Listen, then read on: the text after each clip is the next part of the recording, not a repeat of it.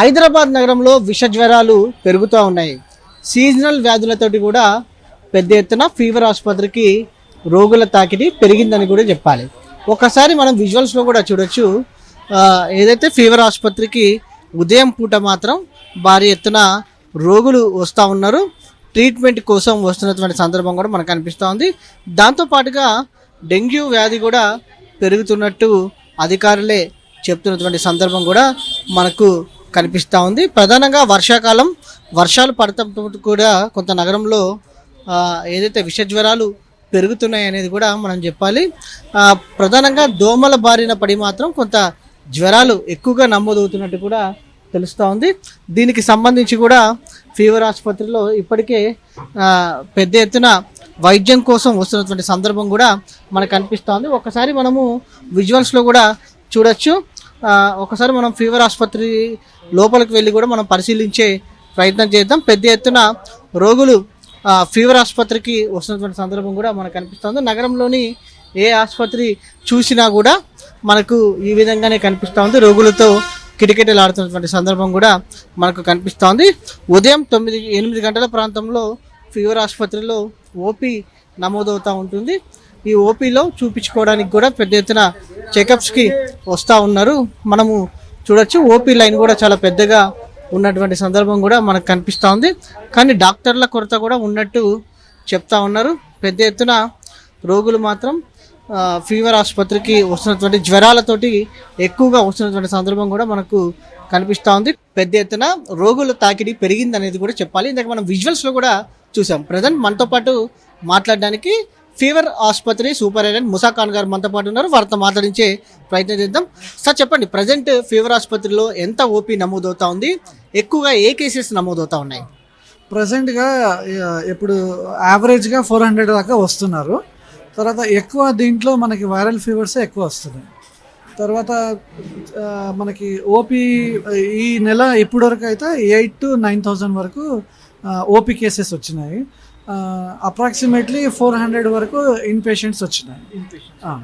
దాంట్లో మనం ఇన్పేషెంట్స్లో టెస్టులు చేసినవి కూడా మెజారిటీ నెగిటివ్నే ఉన్నాయి. మలేరియా ఏ పాజిటివ్ రాలేదు. డెంగ్యూ ఒక 10-14 వరకు పాజిటివ్ వచ్చింది అంతే. నార్మల్గా నాన్ సీజన్ అప్పుడు ఎలా ఉంటుంది, ఇప్పుడు ఎలా ఉంది? నాన్ సీజన్లో కొద్దిగా దీనికన్నా కొద్దిగా తక్కువ ఉంటుంది. ఇప్పుడు కూడా పెద్ద స్పైక్ అయితే లేదు.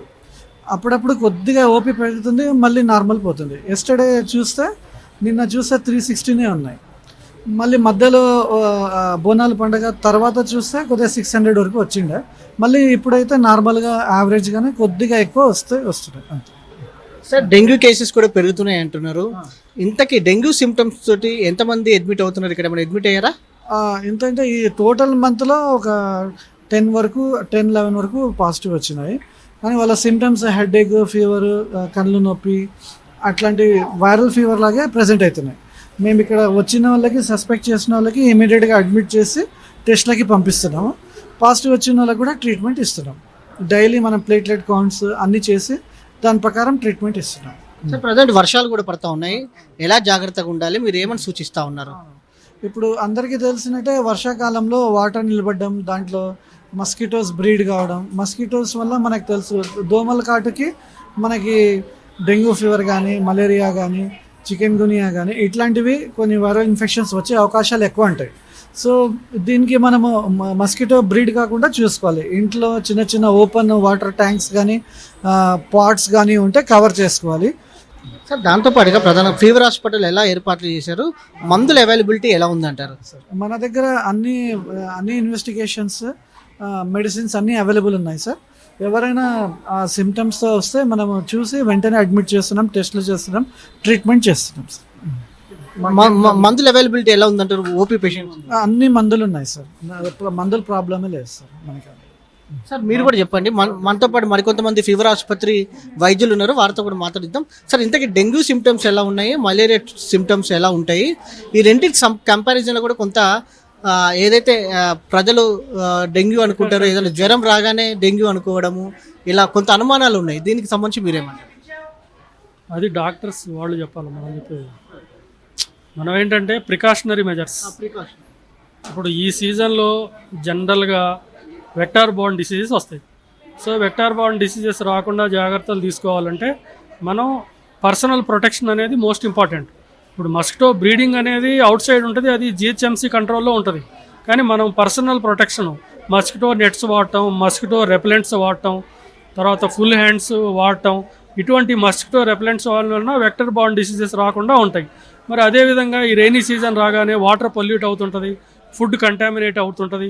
కాబట్టి వాటర్ని వేడి చేసి కాసి చల్లార్చిన వాటర్ని తాగాల. అదేవిధంగా ఫుడ్ అప్పుడే వండి వేడివేడిగా ఉన్న ఫుడ్ని తిన్నట్టయితే మనకి ఈ జీఈ లాంటి డయేరియా లాంటివి రాకుండా ఉంటాయి. మరి ఇట్లా వాటర్ బార్న్ డిసీజెస్ రాకుండా, వెక్టర్ బార్న్ డిసీజెస్ రాకుండా మనం ప్రికాషనరీ మెజర్స్ తీసుకోవాలి, పర్సనల్ ప్రొటెక్షన్ తీసుకోవాలి. గ్యాస్ట్రోఎంటరైటిస్ రాకుండా తగు జాగ్రత్తలు తీసుకోవచ్చు. అయినా కూడా ఎవరైనా కానీ సిమ్టమ్స్తో వచ్చినట్టయితే హాస్పిటల్కి వెంటనే వాళ్ళకి ట్రీట్మెంట్ చేస్తాము, ఇన్వెస్టిగేషన్స్ చేస్తాము. అలాంటి వాళ్ళకి అన్ని సదుపాయాలు ఉన్నాయి మన హాస్పిటల్లో.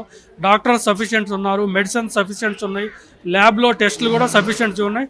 ఎటువంటి ఇష్యూ లేదు. ఎవరికైనా లక్షణాలతో వచ్చినట్టయితే వెంటనే మేము వైద్యం అందిస్తాము. ఇది మనం ఒకసారి చూడొచ్చు ఫీవర్ ఆసుపత్రిలో కొని ఏదైతే ఓపీ వార్డ్ ఉంటుందో, ఏదైతే క్యాజువాలిటీ వార్డ్ ఉంటుందో ఓపీ బ్లాక్ కానుకొని మనం చూడొచ్చు పెద్ద ఎత్తున కూడా పేషెంట్స్ వస్తూ ఉన్నారు, ట్రీట్మెంట్ తీసుకుంటున్నటువంటి పరిస్థితి కూడా మనకు కనిపిస్తూ ఉంది. మొత్తం మీద హైదరాబాద్ నగరంలో మాత్రం కొంత వైరల్ ఫీవర్స్ పెరిగినటువంటి సందర్భం కూడా మనకు కనిపిస్తుంది. కాబట్టి ఖచ్చితంగా తగు జాగ్రత్తలు తీసుకోవాలి, చేతులు కడుక్కోవాలి. దాంతోపాటుగా దోమల బారిన పడకుండా సరైన ప్రొటెక్షన్ తీసుకోవాలంటే కూడా వైద్యులు సూచిస్తూ ఉన్నారు. వీడియో జర్నలిస్ట్ యాదగిరితో వంశకృష్ణ, జీ తెలుగు న్యూస్, హైదరాబాద్.